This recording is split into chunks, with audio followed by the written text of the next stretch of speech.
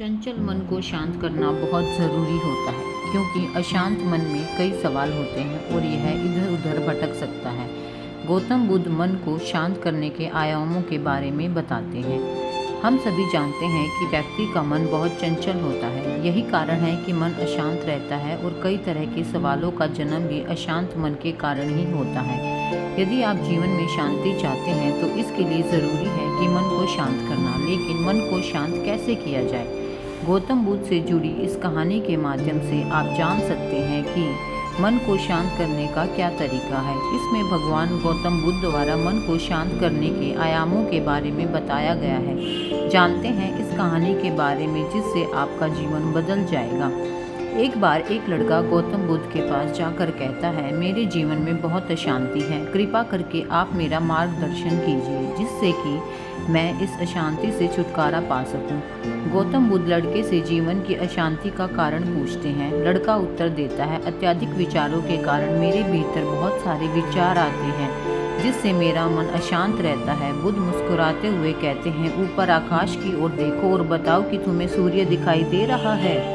लड़का ऊपर देखता है और कहता है, धूप दिख रहा है। बुद्ध उससे पूछते हैं कि अगर तुम लगातार धूप में खड़े रहोगे तब क्या होगा? वह कहता है, मुझे अत्यधिक गर्मी लगेगी और शरीर में बेचैनी होगी। बुद्ध लड़के से कहते हैं कि अगर धूप में खड़े रहने से तुम्हें गर्मी लगती है तो इसमें दोष किसका है, सूर्य के ताप का या तुम्हारा? लड़का कुछ सोचने के बाद कहता है, इसका जवाब आप भी बताइए। बुद्ध कहते हैं, सूर्य का काम है ताप देना और ताप का काम है गर्मी लगना। ऐसे में तो दोष तुम्हारा ही है कि तुम धूप में जाकर खड़े हुए जिससे कि तुम्हें गर्मी लगी। तुम्हें अगर शीतलता चाहिए तो तुम्हें छांव में रहना होगा।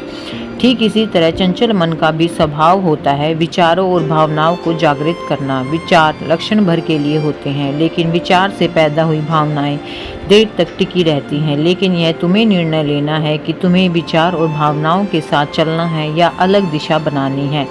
कैसे करें मन को शांत? बुद्ध कहते हैं, मन को शांत करने के लिए तन के आयाम पर काम करना सबसे आसान तरीका है।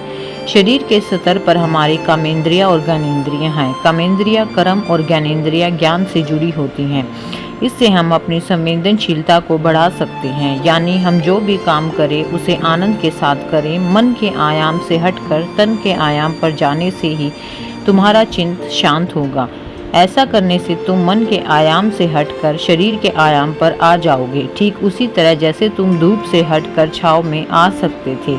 मन के आयाम से हटने पर तुम्हारी जागरूकता तन पर आ जाएगी। जब तुम तन के आयाम पर काम करोगे तब तुम्हारा चित्त शांत होगा। इसीलिए हर काम को तन के आयाम पर करने से मन स्वतः शांत हो जाता है। अपने मन के विचारों और भावनाओं को नहीं बल्कि सुर को सुनो। लड़का बुद्ध से कहता है, अपने भीतर के सुर को कैसे सुने? बुद्ध कहते हैं, किसी शांत स्थान पर जाकर जहाँ शांति हो तब अपनी आंखें बंद करो और मन के भीतर चल रहे शोर से हटकर भीतर के सुर को सुनने की कोशिश करो। सुर निरंतर चलता रहता है लेकिन बाहर के शोर के कारण तुम अपने मन के भीतर चल रहे सुर को नहीं सुन पाते हैं।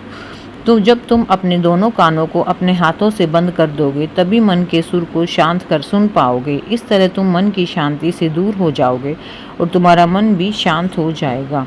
धन्यवाद।